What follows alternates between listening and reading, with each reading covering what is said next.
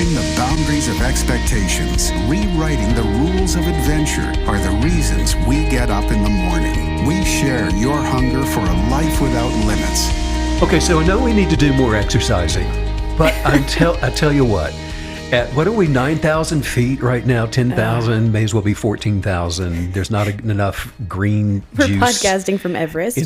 in the world to drink. I have trouble breathing while forest bathing and hiking these mountains that you're choosing for us to hike up. Oh, maybe you should manifest some oxygen. How about a lighter backpack? That would be the first thing. No, you have to carry all my stuff. It was so hard. You have to carry my cookies to the top of the mountain. That was a big bag. Oh, it was beautiful, but worth it though. I have to say, worth it. Totally worth it. You're a soldier, though. Well, I didn't have your pack either. So. No, but thank you for waiting for me. You're welcome. You're so sweet. I mean, it had to be some kind of virtual reality. I mean, it was like what did we say? People. Oh, it's like a simulation. A simulation. I mean, people that you don't think ever would hike are running past us. It had to be the weight in the pack. Okay. Maybe we were hallucinating. People do that when they're oxygen deprived. It happens. Maybe there was no one there. Maybe we weren't there. Maybe we're not even doing this podcast right now. It's just one big dream. It's a fever dream. Well, I love the hiking up here. We're in the Rockies up in Colorado, but it's worth it. The prize of getting to the destination and the long vista, the views, and the high alpine lakes, all of that. Worth it. Oh yeah. My goodness. I'm still not over it. I'm rarely more confused after the podcast begins, but it's sort of happening right now. What have you been up to other than the hiking? Hiking has been so fun, and laptop work is really fun when you do it like we do it. I have to say, we really purpose to do it outside as much as possible. In different locations, remote locations. We have the hotspot on the phone. I just think it's such a wonderful thing to be able to, do the stuff that you have to do every day, the have-tos. But there is no way I'm going to carry your laptop to the top of a mountain while you lay in the hammock and do your laptop I thought I work. painted the picture, though, well. I almost took the bait. Speaking of hammocks, a picture recently went viral. This man took one of those little tiny,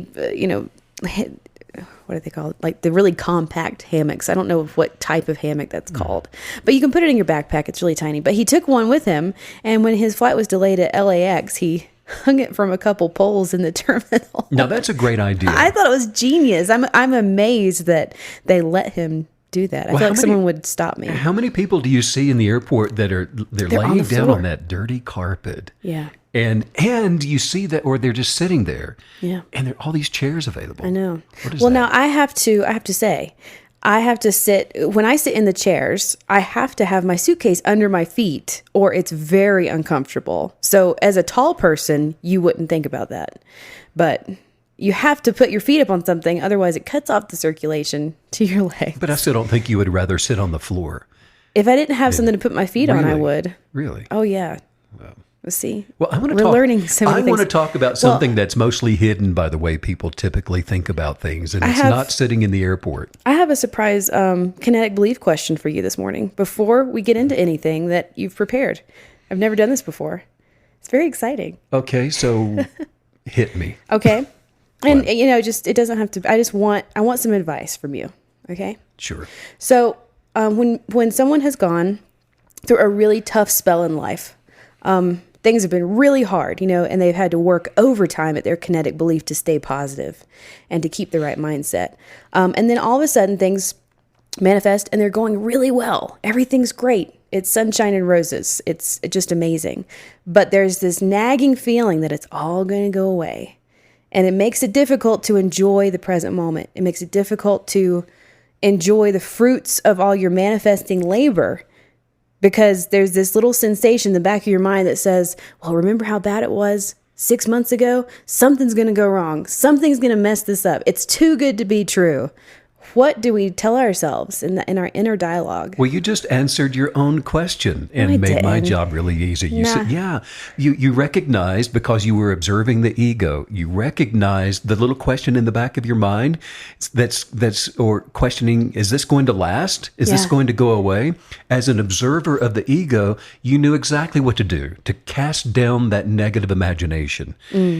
And that's it. To cast it down, just to say no, like to speak to it and say, get out of here. No, I refuse to believe that this is coming into my life. I'm blessed. I'm highly favored. Is that what you mean? The ego has asked you to tango. And you go, no, thank you. I'm fine. No, thanks. I'm fine. It's that simple. It's that simple. Okay. That's It's only wonderful. difficult when we want to tango. Yeah. No, And- that's true. Right. Well, and you know what made me think of it too is when we were hiking, you and I have talked before about the Grizzly Effect, and how if you hike or you're outside in an area where there are a lot of bears or moose or some sort of specific animal, it's on your mind, and it can be difficult to even enjoy your time outside. And so I thought that was it kind of made me think of that. Perfect example. And by the way, should you ever be approached by a bear, and let's say you defend yourself and use bear spray and the bear leaves, don't stay around. Don't keep hiking. Don't keep hiking, and don't keep camping. Don't climb back into the tent. This happened recently, and a woman, they ran the bear off, and some of those that were with her went on to a hotel, and she said, "No, I'm going to stay here," and the bear came back, Well, and there it have didn't been work out very well. There's been many stories about bears have a vengeful streak. Right. They actually do. I Well, mean, they'll kind of come back. The for bear it. came back and mauled her. Oh my goodness! Is she Angry. alive? No. She's alive. So, Oh no! Oh, but no! so yeah, the Grizzly Effect. But I do want to talk about But that's something good. That's good advice. Though. That is Thank good you. advice. That really Sure. is, because I think that's a big part of being a kinetic believer is coming when you finally come into the light, and life is so good, and you finally reach that pinnacle of where you can sort of keep cruising. It's amazing how the old ways try to pull you back in. I think that you are somehow outside of the laws of chance. Not good. Well, I do want to talk about, for the third time, I'm going to get here. I want to talk about something that's it's hidden by the way people typically think about things. Just like with the bear, and the habitual way of thinking probably put this woman into a very not a good situation. And it's something that's going to be necessary, I think, for any of us to continuously enjoy the extravagant life. Like you're talking about, rather than having all these ups and downs, I've got everything working right. Everything's going great. I'm having this wonderful time. Life is wonderful and bliss. And then bang, the unexpected shows up, and you're wrestling with the Grizzly Effect or negative things again. Yeah. So how do we avoid that? It really comes down, Maggie, to a certain perspective that most people they just don't have, and it's the incorrect perspective for living, and few people have it. And what it is that a person that's operating from a higher plane of perspective, an awakened one, let's say, is someone has understanding. They've got the awareness that the physical death of a body is just an illusion. It's not death. So the physical around us is really an illusion. It's not the real thing. But so many go through life looking at what they can see and touch and feel and hear as being the real thing. And that's an improper perspective. And so we slip in and out of the higher plane of perspective and going into the ego, where we want to wrestle with other egos. And I don't want to confuse what I'm about to say with religious traditions, by the way, because it's so easy to do that. Even so, I will say that most of the world's religions acknowledge an afterlife as a reality, right? Yes. I mean, they function in ways that acknowledge that our self-awareness continues after a physical death. There is a common belief in quantum mechanics that's called infinite worlds. And it essentially says that every possible world and every possible past and future does, and will exist on a quantum level. So I got to worry about my other worlds now. Or maybe you don't have to worry about them. Maybe what we're about to examine and uncover is that because all things are possible, we don't need to worry about the all things. Okay. Only the one thing. Got it. So, but there's a There's a statement in the Bible that says, there is nothing new under the sun. Okay. That just means that all things have always been. Well, in quantum theory, there could be an identical version of, let's say, one of our listeners listening to this podcast right now, exactly where they are. And the only difference being that one is eating a slice of pizza.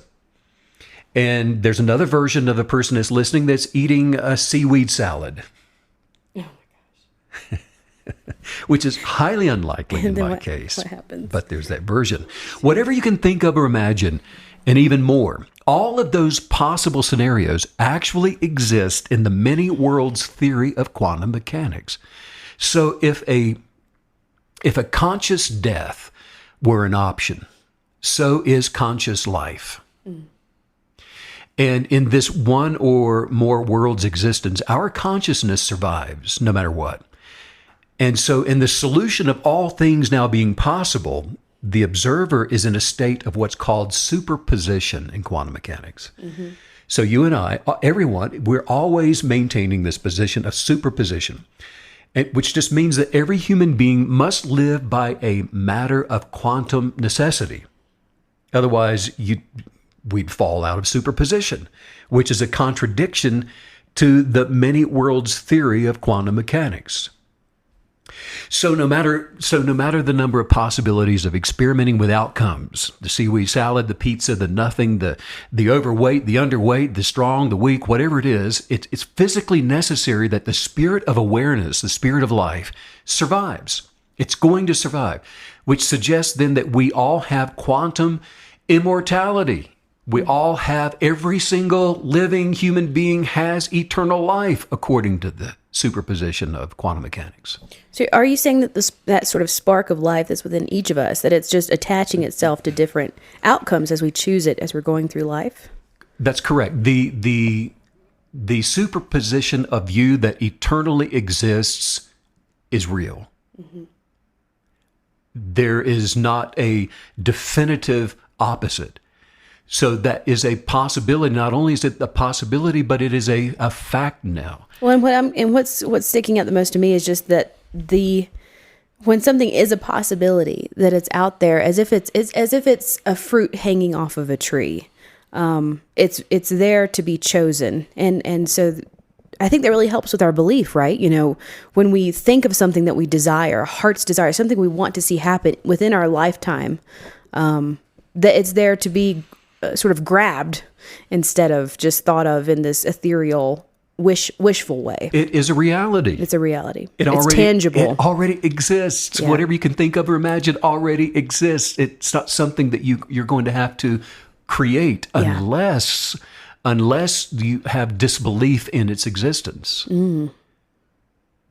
So also showing the power, our power of doubtfulness, of disbelief, which really is in turn just an avoidance of what already is.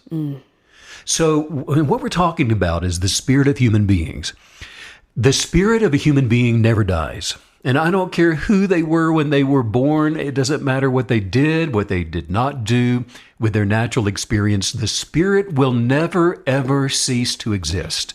And that is a fact. Yeah. So when I say that consciousness will never die, I'm actually using the natural definition of the word death, because the physical, natural explanation of death is to just cease to exist. And that is not the definition of conscious death, not at all, because in reality, in a universe that's governed by quantum laws of superposition, you can't cause consciousness to cease to exist. This is not true for the lower state of awareness now. which is not, it's not consciousness, it's ego, which survives only by relating to the five senses. The entire spiritual world of higher consciousness is a non-ending creation. Now, so a spirit of intention, or let's just say one with bias, you could say God created all matter. There is a blueprint for every form, and that blueprint, it's upheld by the power of the kinetic energy, upheld by the expectations of beliefs that don't change, upholds the mass of a thing. So the enlightened person, or those that transcend the natural state of observation, they do so in spirit and in an openness to eternal truths. Mm-hmm. Well, in quantum mechanics, it's believed that the bias of an observer before the Big Bang, a spirit created all material. In other words, all that can be seen came from the expectations and from that which cannot be seen. Now, for the unawakened human being, for the person that's getting up every day, going, following the habits of worry and doubt and fear and being manipulated by the material that can be seen in the universe, it's more real than the architectural spirit that creates to that person. And then life is difficult for that person. It's hard for those whose egos wrestle with every other ego that comes along. It's difficult. But the spiritual world is the real world. And this world that you can see, the empirical world, is an expression of that world. This world was created by that world. That world existed without beginning, and it will continue to exist without end. There is, as a matter of fact, a non-beginning, non-ending spirit with a purpose, one with a desire, one with an imagination, one with the expectations of gratitude, one with an unconditional love for its own bias, and the power of the kinetic energy of its beliefs created all things, formed all things as they were intended to be. Now then, the human spirit will live either in alignment, which is agreement, with the creative spirit throughout eternity, or in alignment with a negative force of decay throughout eternity. In exactly the same way that the universe responds to God believing something first and then seeing it manifest second, a human being develops their ideas first, then they believe something first, and then they see it manifest second. Each person's beliefs in a universe that operates on the superposition of all things being possible manifests a life of each person's expectations. So here we are, you and me, all of us, like it or not, the you that's running around listening to what Megan and I are talking about, or not running around and not listening, every point of light, every human being has within them a spirit that cannot die. You will not cease to exist in this universe, not in the way things were designed to work. It's impossible. But there is a vital essence to all of our existence that can only be true in the present tense moment of right now, and that is that our higher being is contended with a limited number of physical choices. And these choices are revealed as these patterns that are presented by the five natural senses. And for the unawakened person, those who are controlled by their emotions, the sensual demands of worry and doubt and fear, has a result of a person's beliefs being tossed around, and they're what we call double-minded. And so ideals, which are imaginations, are unattached by all of these cognitive reasonings, and they're made to no effect. So the unawakened person is a victim to circumstances of life. They are the bullied, they are the depressed, the angry, they are the confused and the conceited. They don't like other people, and they condemn and they judge and they belittle and manipulate the world around them. It's a hard life, and it's a tough, tough existence. Somebody needs to be translated or transplanted into the fertile soil of the abundant life. And there is a way to do that, and it doesn't have to be done to you. Anybody that struggles with the lower state of being that I just described can transcend out of the quicksand of misery. Wow. The answers you're giving us are really powerful. And But I'm also finding that the initial question that you posed to be very powerful as well. One that I don't know if I've ever posed, sort of the what came first, the chicken or the egg, but having to do with spiritual versus physical. And I think it's really, really going to be empowering as we sort of synthesize all this information as we go through our day, and we get to approach our heart's desires in a way that reflects that of how the universe truly began. And it began with spirit. And now we get to carry that in our pocket with us. Everything begins with spirit. And knowing that, it's not just empowering, it's truthful.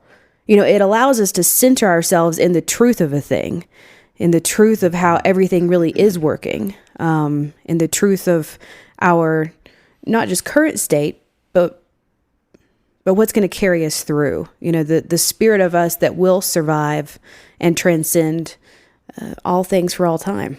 Yeah, the key is the perspective.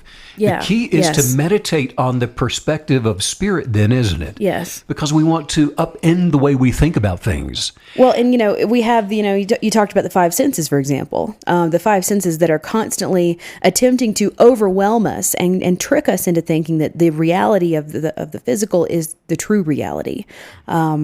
But we need to start connecting to the senses of the spirit, if you will. What are the things that are happening within our spirit that we can meditate on and cling to and become hyper aware of, so that becomes the true reality, so that feels, the spirit experience should feel more real to the kinetic believer as we go forward than the physical. And the only way to do that is to meditate on perspective, because the default of this life is natural. The default is the five senses. Right. And so without effort, without work, without becoming into the present tense moment of awareness, then Yes. it becomes impossible. It takes work. It takes journaling. And it takes conversation. Recently, I overheard a conversation, a spiritual conversation, and there were a few people sitting around, and one person said, "You guys had this conversation last time." And I had to laugh, and I thought, well, of course we had this conversation last time. Do you know how many repetitive conversations it takes to retrain your physical mind to transcend this planet? Yeah. It just made me laugh, though, because I can't tell you, how many conversations have we had where, the whole point of the conversation is to stir it up, to stir up the knowledge, to stir up the mindset. It's required. That's actually hilarious, because, and this happened the other day, we sat down at a picnic table out behind a little restaurant up in the mountains where we are. And there was a group of people that we saw a year ago at that same picnic table. And we sat down and so it is a simulation. And we're having the conversation about the results of an experiment at CERN in Geneva at the particle collider. And one of them said, "We talked about this last year, didn't we?" And what was funny too is like, what was funny is like one person remembered and the other person said, "I wasn't even in the county." Yeah, right. But it did make me laugh, because as kinetic believers, and this is something I kind of had, just a side note here, I had kind of had to get over this in my early days of kinetic belief. Like, oh, I already know this. Why do I have to learn this again? But it's really not learning it again. It's reinforcing it. We're constantly having to work on our programming. And conversation is the most powerful way to do that. That's why I just love the podcast. Conversation, we stir it up, don't we? Yeah. Yes. More than learn. There is the ability to discern and to receive and to become something different through the listening of it. But it's the stirring up of what's already in the subconscious. Yeah. We're created with this information, but by having conversations about it, we continue to stir it up and therefore meditate on the higher point of existence and the higher point of reasoning. Well, and it's energy, right? Like, you can feel it. You're exchanging energy of excitement and positivity, and again, that word reinforcement keeps coming to mind. That's what's at play. We become like that duck shaking the water off its back, or a dog. You're getting all that stuff off of you by stirring it up. Absolutely. But every single desire that we have is either rooted in the abundant source of life, of the acceptance of the original self, of creation, of each other, or it's rooted in the diminishing decay of the ego that is at war with just about everything that there is. It's a contradiction. It wants to debate opinions, ideas. It wants to argue whatever it is. But there are certain things that we can do, and this is why we talk about this, while we're here in the land of the living, that we're not going to be able to do this once our spirit leaves these physical bodies. Right. In other words, once we move on, we lose the opportunity to transcend the natural, don't we? I mean, there's no natural to transcend in the a million years from now. That's here while we're on the planet Earth. And so there's an opportunity, and it's unique and it's dynamic and it's wonderful and beautiful that we should accept the challenge of while we're here. Do you think that we carry these experiences of transcending the natural with us into eternity? Does that stay with our spirit? Absolutely. And it does it in a way that the nurturing of a seed of a tree in the soil stays with it for the life of that tree as it continues to grow. From the ground The up. fertile soil is so vitally important. And it's so vital that we transcend the natural, that we awaken to observe the ego as something that's separate than our higher selves, that you become an observer of that thing like we started off talking about today. You're observing the challenges of the ego rather than being challenged by the ego. And so in the observational world of quantum mechanics, we were all created in the exact same image of the first creator.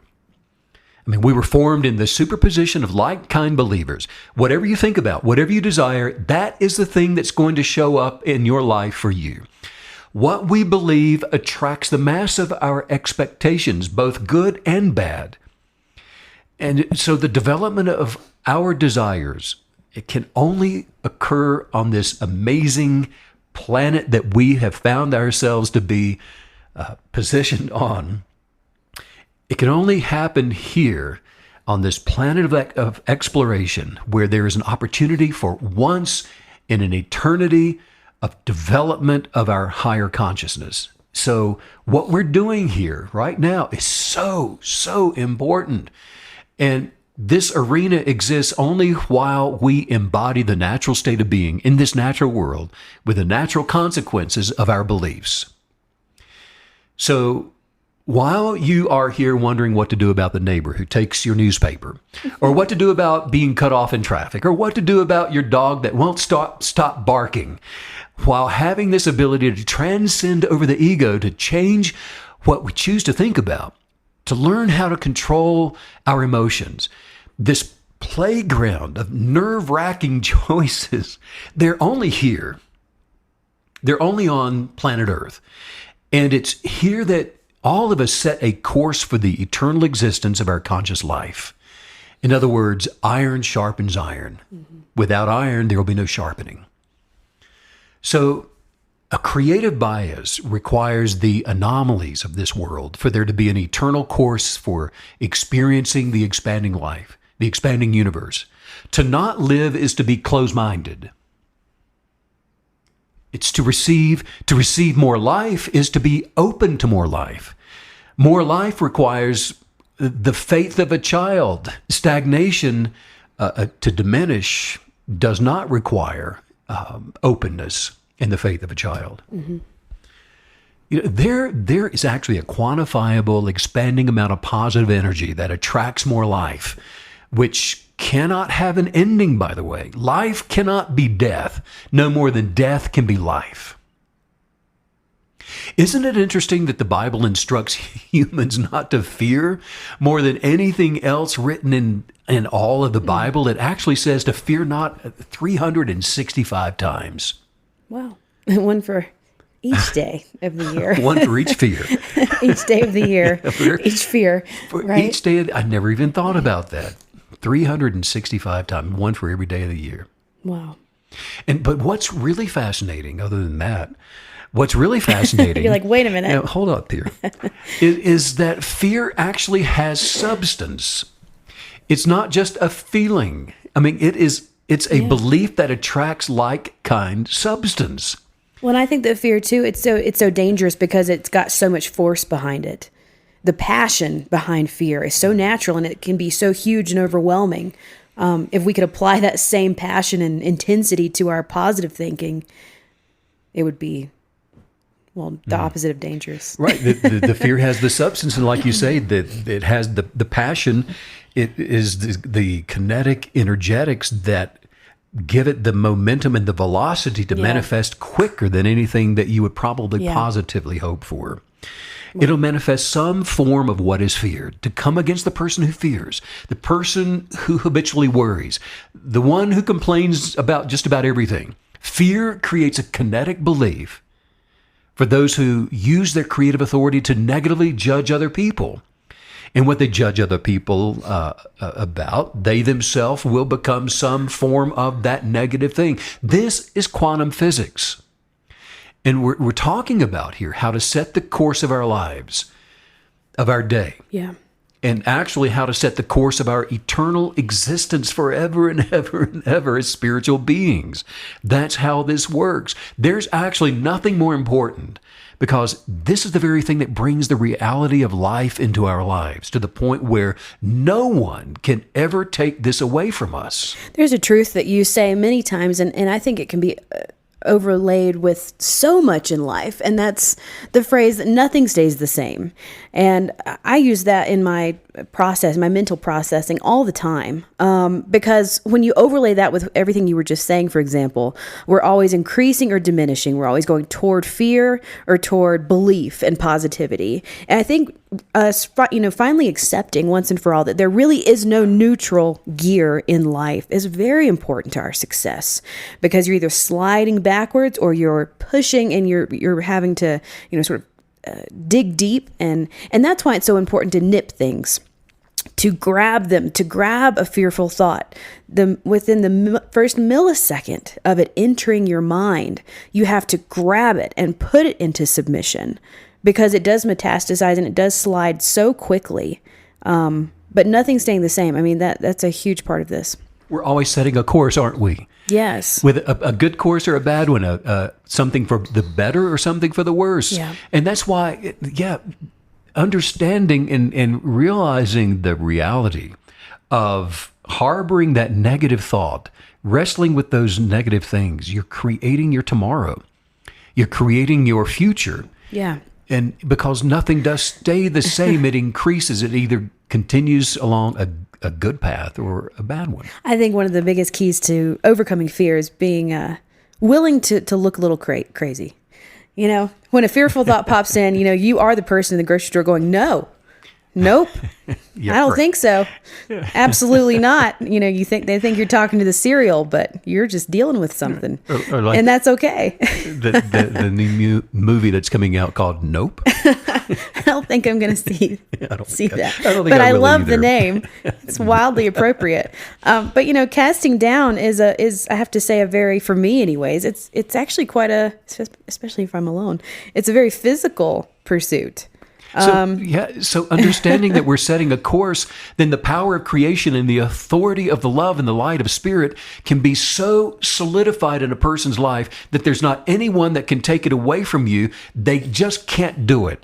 And so we stop wrestling with the ideas and opinions and thoughts of other people, that when those egos that will come in to reset the course for your destination, that becomes the challenge of living this life. Well, and that goes right back to what you sort of began with by talking about us being observers, and that being a huge part of this is allowing people to be, allowing people to have their opinions and their experiences, because the word that keeps coming up today is you, me, I. I mean, this is our experience. You're having your own experience.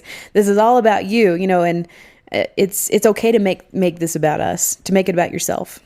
It not only is it okay, but that is vital. the way. Because we're talking about stirring this up, listening to these conversations. That's why it's so important to get into these podcasts, read material, listen to other podcasts, whatever you can find that's teaching these principles, to stir yourself up in that, because once this has been revealed to you, there is no one that can take it away. You see, that's the power of identity. Yes. That's beautiful. Isn't that great? Because, okay, so that's the power of identity. And then knowing that spirit comes first. The spirit is always first. And that's the leader, what, good or bad. It's the leader to what's to come. It's going to be like the foreshadowing, really, because it's the cause and effect. But I just love how that points to the power of, for lack of a better phrase, being your own biggest fan. Reinforcing the way that you see yourself, that you are beautiful, that you are wonderfully made, that you are intelligent, that you are on the right course, you're doing the right thing, that you are walking in love and you're receiving love and you're sending that out and receiving it back every single day. And you're not all the negative things that people have tried to say about you your entire life, just because no one is willing to celebrate you since the day you were born until decades into your life. That's okay. It doesn't matter. You don't need it. You don't need it because that identity is coming from you. It's what you say about yourself. It's what you say.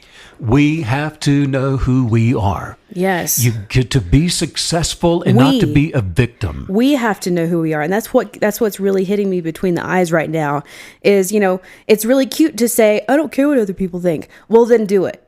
It's one thing to say it, but to live it.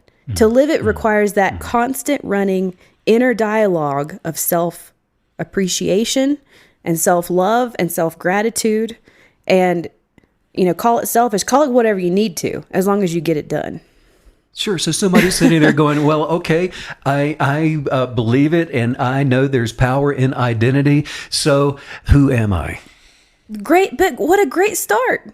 That's a good place to start. Good job. Start with 3 words. Start with, I don't know. Yeah. Because then you're open to this, to the truth of your identity to be revealed to you. Well, and what's so beautiful and wonderful about a question like that is that your creator will show up every single time to give you the answer if you ask the question.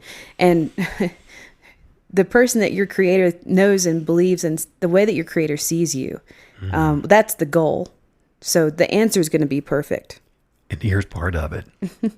And here we go. And coming up next. Because look, Yes. human beings have dominion over the world, over the physical realm. In the book of Psalms, the Bible talks about the stars that God made and all that he made in the universe, and says that all the works of his hands and handiwork have been put under the foot of humans and under the dominion of humankind. So here's what first happened in the natural world. The Creator created a physical human body. Not a human being, but a human body made from the same elements as that of the earth. Our physical bodies are made of energy at a pretty basic level. We're just made of atoms, which are made of electrons and protons and neutrons. And those protons and neutrons, which hold the bulk of our mass, are made of a trio of fundamental particles called quarks.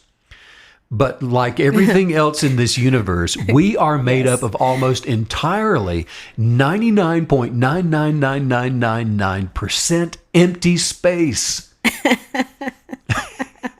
There's some great jokes in there. So in other words, if the nucleus of an atom were the size of a peanut, the atom itself would be about the size of a baseball stadium.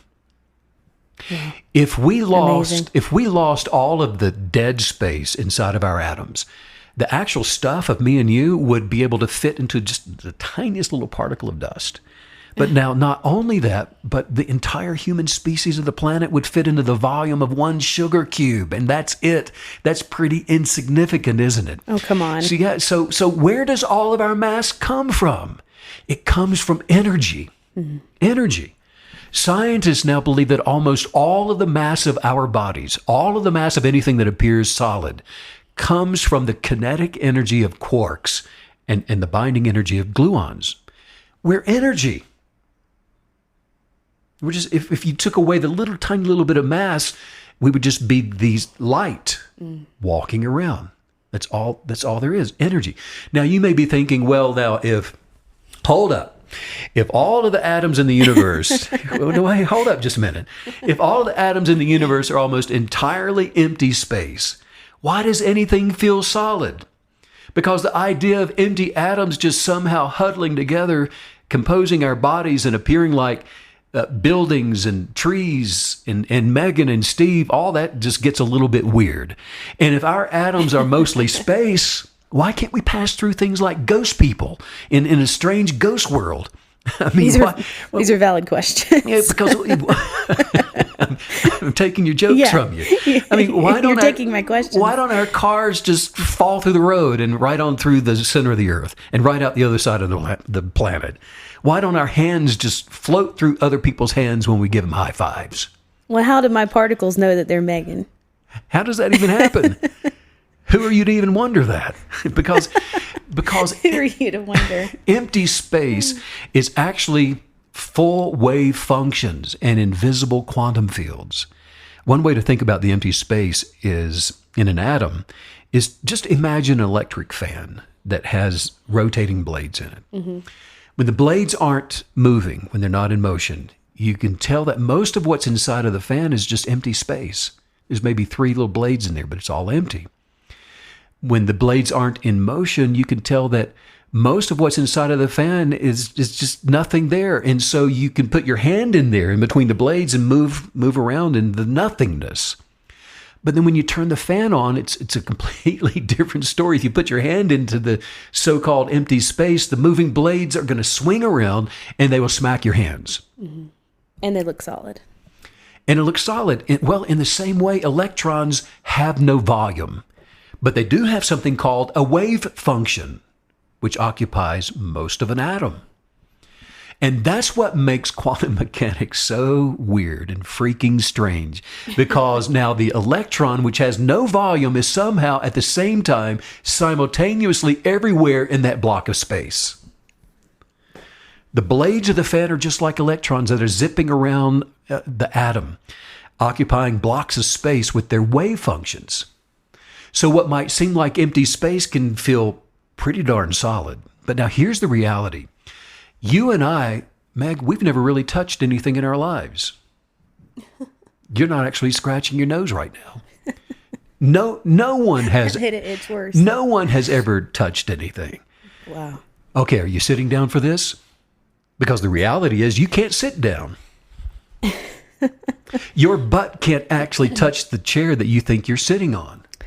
Oh my gosh. Since the I might lay down.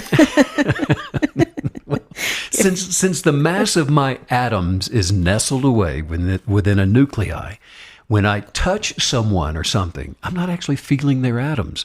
What we're feeling is the electromagnetic force of our electrons pushing away their electrons. It's kind of like trying to push 2 opposing magnets together. The opposing force, now it feels solid, even though the force is not solid. So on a very technical level, we're not actually sitting on these chairs.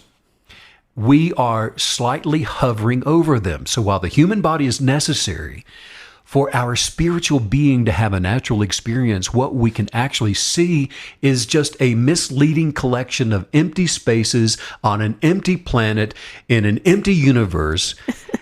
But at least I can wear a big hat. It's not touching your head, though, which is empty. As we now know. Maggie. Big finish. But seriously, a couple things that are I'm loving. As kinetic believers, we love to, and we do have, I think, a spiritual understanding of vibrational frequencies. But I feel like you're sort of giving us the minutia and a deep micro understanding of what it means when we talk about vibration and frequency. Because I assume that that's what causes, one set of particles to look different. I mean, why aren't you a couch? Is it your frequency? Right. Is it your vibration? Mm-hmm. And then the second thing that I really am just loving and I'm excited to take with me today is a deeper knowing of the malleability of the universe. Mm-hmm. Seeing ourselves and our surroundings as something that is truly liquid, something that is truly malleable by our words, by our bias, because we are the the super position. Thank you. Yes. We are super positioned to manipulate the malleable. And so being able to Yes. imagine it and see it in these ways and to see things how they really are, whoa, let's supercharge our beliefs all of a sudden. Because So could it be that the works. malleability of the universe actually gives us a portion of our identity? Because what's really going on here? Who am I that I can even wonder who am I? Well, I mean, take it away. No, man. But spirit, but that's why you started off by talking about spirit. The Bible says that spirit put life into the body. Yes. Quantum mechanics calls it the bias of creation. Well, in the creation story, there's this whole beautiful, I don't know what it is, what the passage is. I just know it's amazing. I love the passage that says, life was breathed into us. It's almost like this breath of life has been passed down from the first breath of God, of our Creator. And it's just, sort of sung through the generations, and it's sung through this time. The Bible says spirit breathed life into the body, and that the body was a dead thing. And so what we know is that the spirit of a human being is the real person, and the light and the life of the creative spirit is the life-giving source of human beings. For example, no person has any intuitive lack of knowledge regarding what they need for life. We breathe without thinking about it. I need to breathe. Babies cry for food. Right. They know. So we are a type of a type. All things are. We were created to live in the likeness of the living source. And so if I function in kinetic belief, I'm living my life by choosing my beliefs on purpose without misidentifying myself as something that I'm not. And I have to say, I want to grab onto that phrase. We were made to live in the likeness of living source. Did I get that right? Yes. Now there's your identity. And I think that also points to why, when we're not operating in the fullness of our abilities and the fullness of what we were created to be, that's why we're depressed. And that's why we're sad, because, we're trying to use these bodies in a way that they were never meant to be used. Exactly. Yeah, because I was created in the image of the one that created me. Can you imagine God going hungry? Can you see God without enough to eat? Wow. Well, of course not. If the spirit of creation needed more of anything, well, you would imagine that it would just create more, wouldn't you? Yes. Well, that is the way that we were created. Human beings are made in the image and likeness of a spirit with creative bias. We are spirits with the ability to desire, and it's the substance of our beliefs that establish molecular wave functions that have dominion over all other things. And it's our molecular wave functions of bias that give us dominion over this universe. Now, here's where things really start to get interesting, though. Here, because all of that's shallow, superficial stuff. Oh, isn't it? Yeah. This is what really gets down to the crux of it all. Okay. When the process of our wave functions first happened within humans on the earth, way back when, it was by their kinetic beliefs that caused this world to feed them and to take care of them in every imagined way. I mean, people didn't even realize they were naked. The corruption of deception took thousands of years to interrupt a perfectly created molecular wave function to begin to manifest death and destruction in the earth.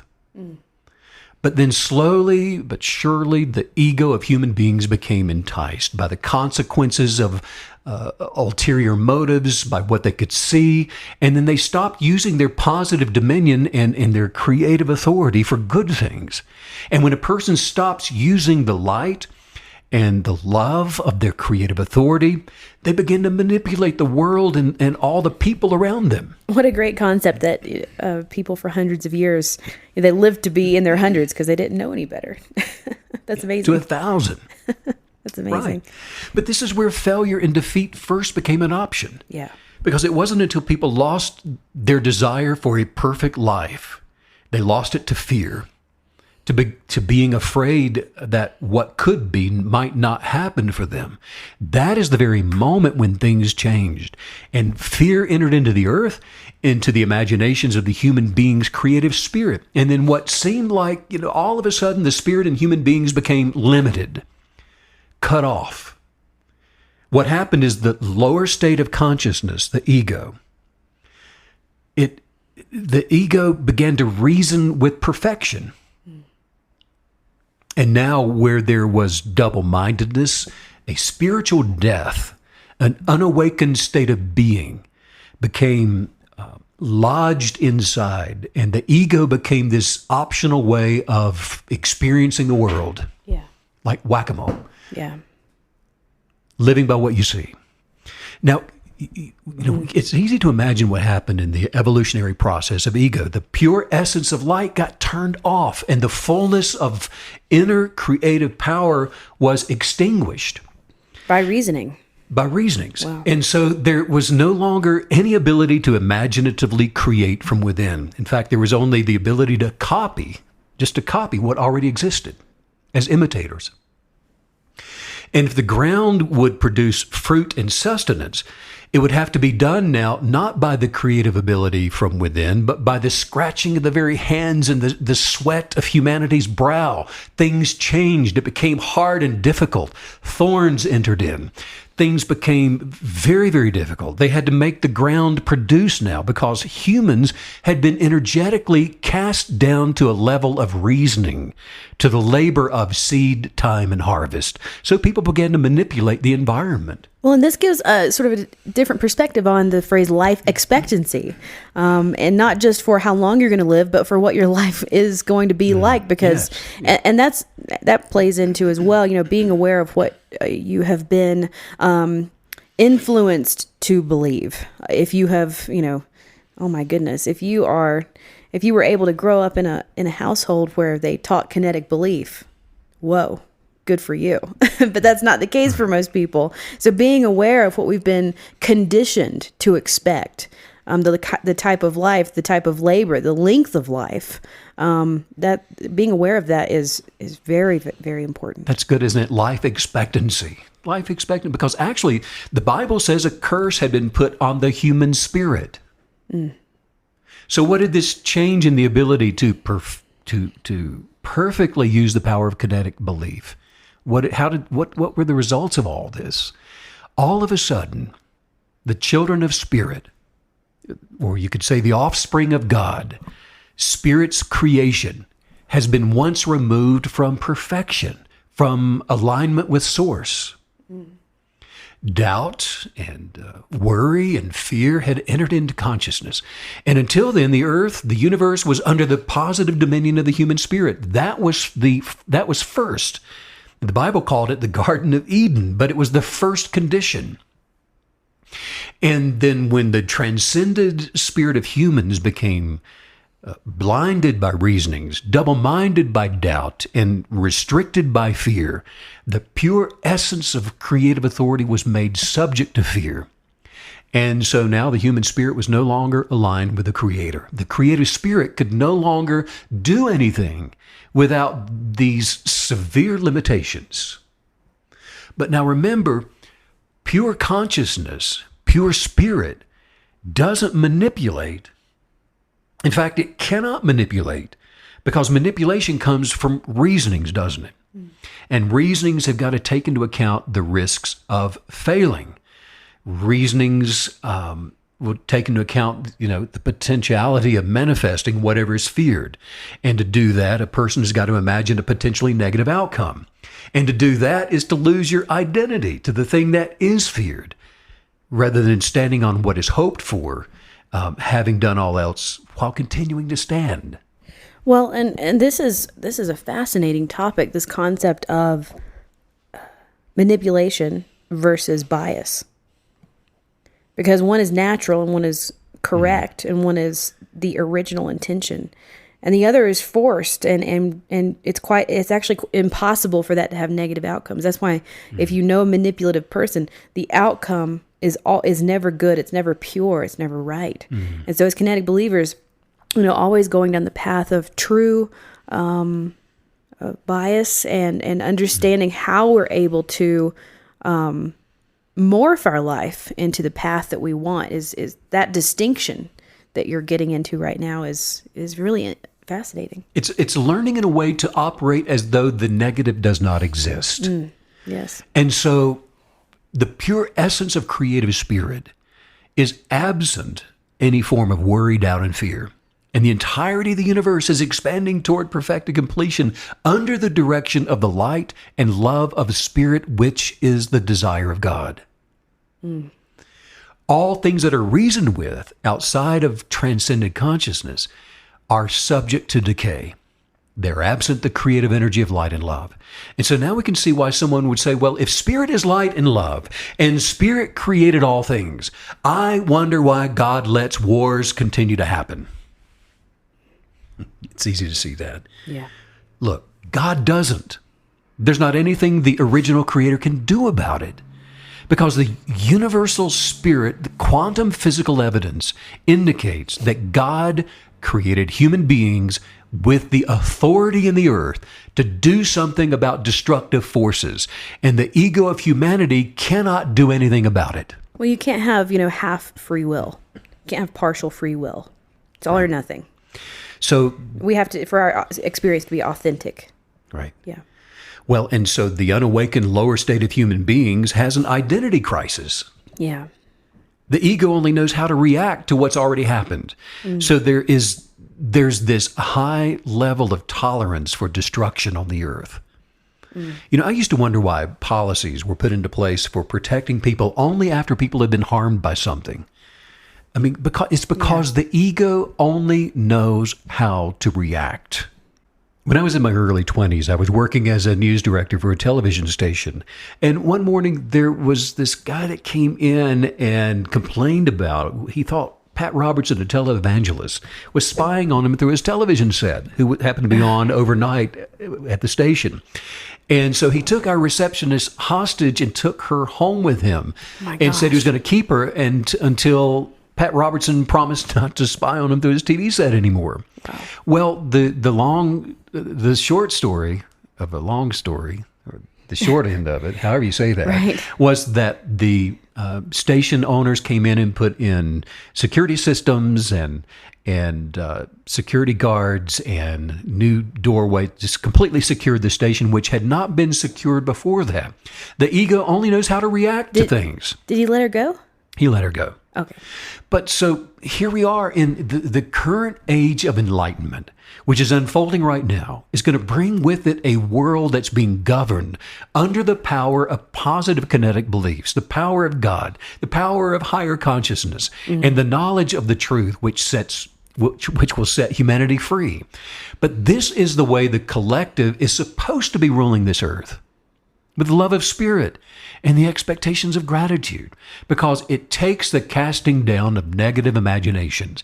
Because right now, the ego is ruled by whatever bad thing is happening or is imagined to be happening next. Well, and this is such an amazing thing to think about as a kinetic believer, because we've been talking a lot today about the individual, but now we're sort of gearing up and talking about the power of the individual as a part of the larger collective, the collective of kinetic believers, the power of us positively imagining and anticipating and expecting today and everything that's to come. Well, it comes from transcending. It comes from, the good thing comes from being awakened, from meditating on the higher perspective, because there is those that are unawakened and that are still in ego, and then those that are transcendent. There's actually a verse in the Bible in Ephesians 3:9 that says, to make all people see what is their part of the mystery, which from the beginning of the world has been hidden in God. And so the things that we're talking about, the creative spirit has been made a secret to those in ego. It cannot be known to the unawakened, to those that are operating in ego. If the ego became enlightened and still remains the ego, could you imagine? I mean, it would turn that which is meant for good into these eternal weapons of mass destruction. So the power of creative authority was hidden. Now, there have been prophets that have caught small glimpses of it. Abraham had a glimpse of it. I mean, they'd get insights of it and they'd write it down just enough to keep everybody going in the right direction and headed toward being fully empowered in a transcended state of consciousness, because that was the thing at the center of this mystery. You know, you always hear about great analogies of offense and defense. And this really does feel like you're telling us to live a life where we're on the offense, because in ego, you're defensive. You're always, like you're saying, you're always reacting. You're just reacting to, and it's always a second too late, and it's never correct. And so the kinetic believer, we're living a life of leadership. We're living a life of blazing trails that maybe were never even there to begin with, like, off-road, living off-road, like we've talked about before. But I just love that because, kinetic believers, we live a life in an alpha position of our own life. Well, and it seems very mysterious to people that have not transcended. Right. It seems like foolishness to those that are steeped in ego. Because the mystery, by the way, is what religion calls the plan of redemption. The way for the human spirit to overcome death and the destructive forces of decay. And Ephesians 3:10 says, his intention is that now the powers in heavenly places might be known by human beings, the manifold wisdom of God. We're meant for this. We're meant for this. We were never meant for the other.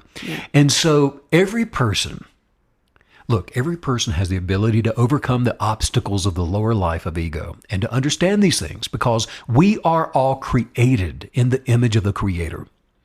In other words, we're now living in an age where this is no longer a mystery that's been hidden from people. And in the same way that physicists are being awakened by particle collider results at CERN, the Bible says in 1 Corinthians 2, eye has not seen nor ear heard what God has in store for those that love, but it has been revealed to us by the Spirit. So what I'm talking about, it doesn't matter if you're a particle physicist or not. This is something that we all know because it's sewn into the subconscious, and it's revealed to those who look for it. Those who say, well, I don't know. Why don't you tell me? That ask the question. That ask the question. Because it's either through the pages of the Bible or the stars of the universe. It will be revealed. And so the spirit of life that upholds all things and reveals these things so that we can know who we are and how to operate. So we can know how to set our spiritual eyes on what's above and not be moved by what we see in the natural. And when we learn to think and speak and act in accordance with our highest expectations, the power of our kinetic beliefs manifests and the world around us changes. Circumstances change. Relationships change. Our health changes. Our expectations change. The abundance of our prosperity, it all changes. It has to change. So now we're beginning to see why we were created to live in the present moment of right now. Because the wisdom and the love and of higher consciousness doesn't intend for any of us to sit by and just let our best life be stolen out from under our feet. All of us were created to be capable of not failing, with the authority to manifest our way to an abundant way of living, manifesting healing and prosperity and happiness and joy and this wonderful, peaceful existence. All of us were created and placed on this earth with the authority to attract our highest desires and to grow and develop. And very early on, people used that authority to go out there and just imagine destruction and imagine the worst thing and to gossip and talk about the horrible things that could happen and were happening. But look, we still have that higher consciousness, and it's on the inside of each one of us right now. And we have to do the work. I mean, I've got to unlearn how to fail. I have to become reasonings on why I believe I should be sick or why I have to, I'm going to have to work to cast down fear-based imaginations. I have to stop considering what it's like to be broke and disgusted. Well, something that's washing over me is how we really all have the same amount of, I guess you could call it maybe thought or mental currency. You can only have so many thoughts in a day. And so we do have a limit to what we're able to imagine, and as for not what we can imagine, but the amount of time spent doing that. And so that makes it so important. What are you, spending that mental currency on every single day? Because you do have a limited amount day after day after day. And those are building blocks. We're building our life as we as we devote thoughts and we devote imaginations to certain things. And so, when you're thinking about some horrible thing that happened in the news, you're choosing to spend that money, to spend that currency, if you will, on the negative thing instead of the positive thing that could be working toward your good and working toward your good outcome. And by recognizing that we are able to choose our thoughts, or whatever thoughts we are going to allow to be put into the wheelhouse, now all of a sudden you become set free from those things which will destroy you.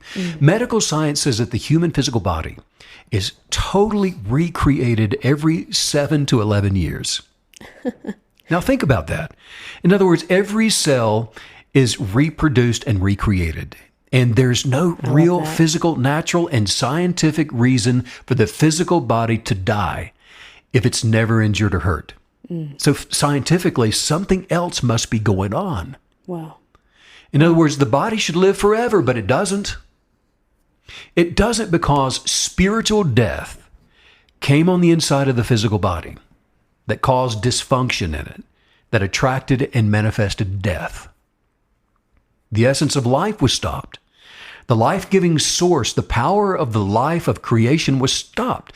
And a spiritual death will not produce more life. It can't. It produces decay and destruction. It's like kind after like kind. Actually, the Bible says the first humans that were created in the image of God, it took them 1,000 years to learn how to die. Wow. Journal every day to imagine who you really are, created in the image of all things being possible, and meditate on that eternal truth. Yes. Or just do like Virginia Woolf wrote at A Room of One's Own.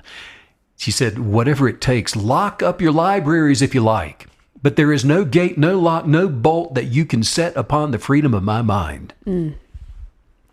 Because the knowledge of the truth is what sets the mind free again.